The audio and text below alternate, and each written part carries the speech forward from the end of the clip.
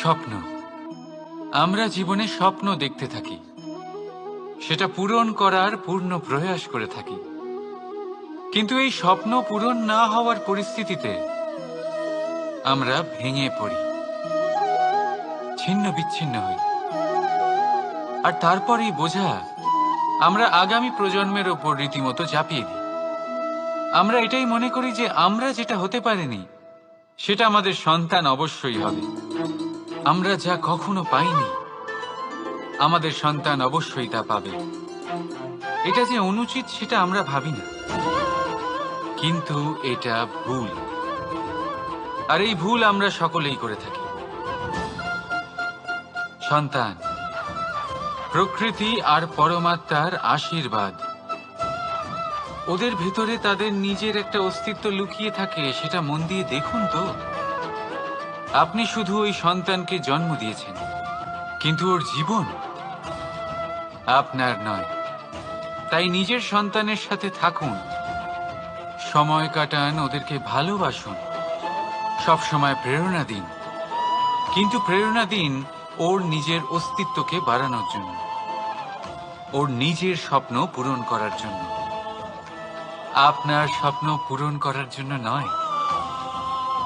ওদের অস্তিত্বকে পূর্ণাঙ্গে বৃদ্ধি পেতে দিন। রাধা রাধা। এই পুকুর দেখছেন আপনি? পুকুরের জল কখনো প্রবাহিত হয় না, একই স্থানে জমে থাকে। আর সেই কারণে কিছুদিন পর ময়লা হতে শুরু করে। কিন্তু তাও আমরা একে ত্যাগ করি না, আমরা তবুও একে পুজো করি। শুধুমাত্র এই কারণে নয় যে অতীতে সে আমাদের তৃষ্ণা মিটিয়েছে, কিন্তু এই কারণেও যে যদিও বা সে ভবিষ্যতে আমাদের তৃষ্ণা না মেটায়, কিন্তু প্রয়োজন হলে আগুন অবশ্যই নেভাতে পারে। ঠিক সেই রকমই হয় আমাদের সম্পর্ক। সম্পর্ক যা আমরা বহু বছর পরিশ্রম করে তৈরি করি, যে দরকার পড়লে আমাদের সহায়ক হয় কোনো না কোনোভাবে। সেই জন্য সম্মান করতে শিখুন এই সম্পর্কগুলিকে। শিখুন এই সম্পর্কগুলিকে অটুট রাখতে। কথায় কথায় এই সম্পর্কগুলিকে ভেঙে দিতে শিখবেন না। রাধা রাধা। বিষ, এই শব্দটা শুনলেই মনে অনেক কল্পনা জন্ম নেয়। কল্পনা অসহ্যকর তিক্ততা, কল্পনা অত্যন্ত বেদনাদায়ক মৃত্যু। এবার যদি আপনাকে জিজ্ঞেস করা হয় যে সবচেয়ে বিষাক্ত বিষ কোনটা, তাহলে আপনি কি বলবেন? কেউ বলবে সর্পের বিষ, কেউ বলবে কাঁকড়া বিছের, কেউ বলবে কালকিউটের বিষ। কিন্তু না, এই সমস্ত রকম বিষ সেই বিষের সামনে টিকতে পারবে না যাকে আমরা বলে থাকি কানের মধ্যে ঢালা বিষ। শুনতে অত্যন্ত মিষ্টি, কিন্তু তিক্ততায় অত্যন্ত বিষাক্ত।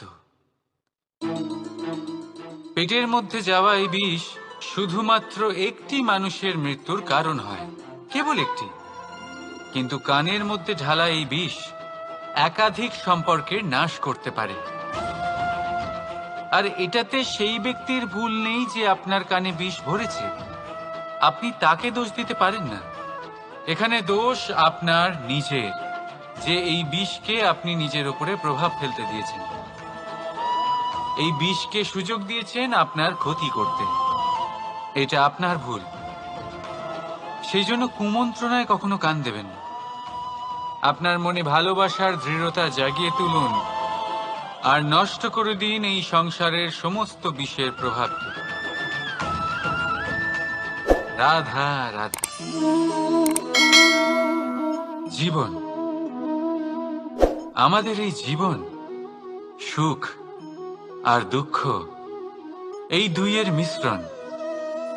এদের সংমিশ্রণই জীবনের ভারসাম্য বজায় রাখে।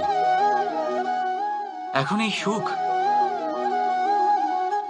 সুখ এমন এক বস্তু যাকে সবাই খুঁজে চলেছে। দুঃখ, এমন এক অনুভূতি যা সবার কাছে আছে। আমাদের প্রত্যেকের জীবনে সুখ আর দুঃখ আসতে থাকবে আর যেতেও থাকবে, এটা অবশ্যই জীবনে থাকবে। কিন্তু সফলতা, এটা সবার জীবনে আসে না। কেন? কারণ এই সফলতা সুখ আর দুঃখের দ্বারা প্রাপ্ত হয় না। সফলতা প্রাপ্ত হয় নিজের উপরে বিশ্বাস করতে থাকলে।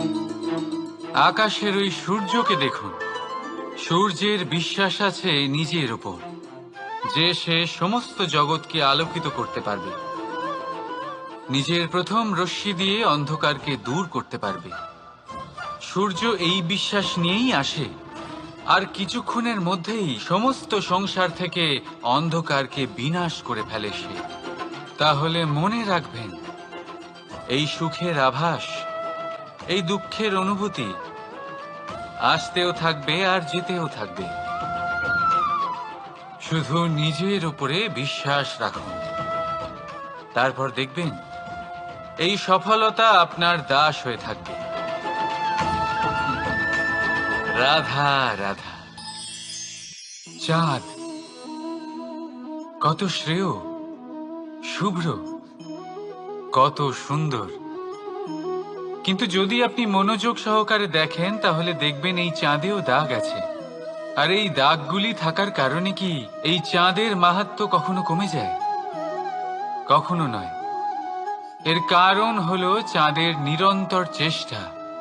একবার এই আকাশে দেখুন, এই অন্ধকার সবসময় চেষ্টা করে চাঁদকে ঢেকে দেওয়া, কিন্তু এই চাঁদ সবসময় এই অন্ধকারের সাথে লড়াই করতে থাকে।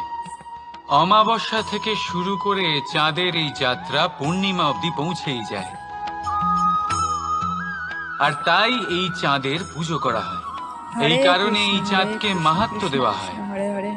এইভাবেই যদি আপনার মধ্যে কোনো দোষ থাকে, কোনো খারাপ কিছু থাকে, তাহলে সেটা কোনো বড় ব্যাপার নয়। চেষ্টা করুন সেটাকে শুধরে নেওয়ার, কিন্তু সেই কারণে নিজেকে খারাপ মনে করা, এটা অনুচিত। নিজের ভুলগুলো, নিজের দোষগুলো, নিজের খারাপ দিকের কথা ভুলে আপনি এই সংসারের ভালোর দিকে প্রস্থান করেই দেখুন না। আপনি দেখবেন আপনার অন্তরের তেজ ঠিকরে বেরোচ্ছে।